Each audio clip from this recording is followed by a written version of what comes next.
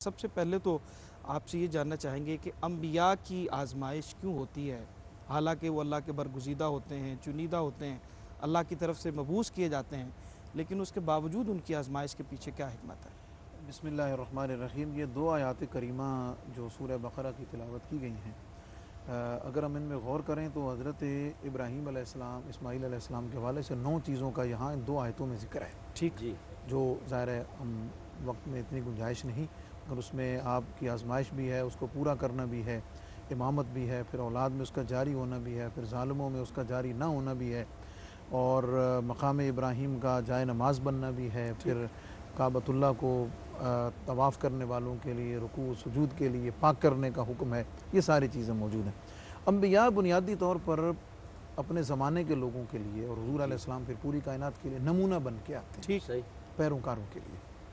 اور پیروکاروں کے لیے اللہ رب العزت نے جو قرآن کریم میں ایک اصول دیا ہے وہ یہ ہے کہ الف لام میم احسب الناس ان یترکوا ان یقولوا آمنا وهم لا یفتنون وَلَقَدْ فَتَنَّ الَّذِينَ مِن قَبْلِهِمْ فَلَيَعْلَمَنَّ اللَّهُ الَّذِينَ صَدَقُوا وَلَيَعْلَمَنَّ الْكَاذِبِينَ۔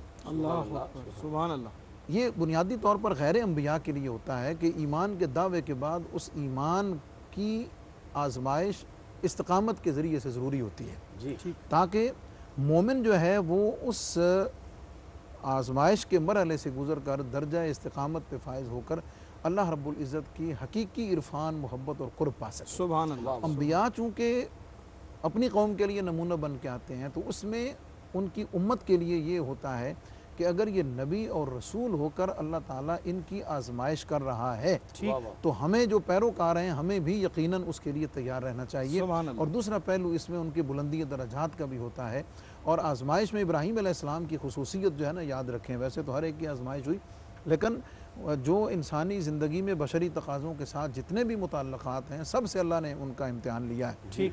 اس میں ان کی اولاد کا بھی امتحان ہے، اسماعیل علیہ السلام کے ذریعے سے ان کی اہل و عیال کا امتحان ہے، وہاں بے آب و گیا اس وادی میں چھوڑ دینے کا امتحان ہے، ان کی اپنی جان کا امتحان ہے، جیسے آپ نے انٹرو میں فرمایا ہے کہ اس میں آگ میں ان کو ڈالا جا رہا ہے، ان کے مال کا امتحان ہے، ان کے وطن چھوڑنے کا ہر طرح کی آزمائش گزارنے کے بعد پھر وہ مقام آتا ہے کہ اللہ فرماتا ہے وَاتَّخَذَ اللَّهُ إِبْرَاهِيمَ خَلِيلًا۔ کیا کہنے ہیں، سبحان اللہ، اور سبحان مفتی صاحب یہ بھی بڑی اہم بات ہے جسے قرآن نے فرمایا وَلَنَبْلُوَنَّكُمْ بِشَيْءٍ مِّنَ الْخَوْفِ وَالْجُوعِ وَنَقْصٍ مِّنَ الْأَمْوَالِ۔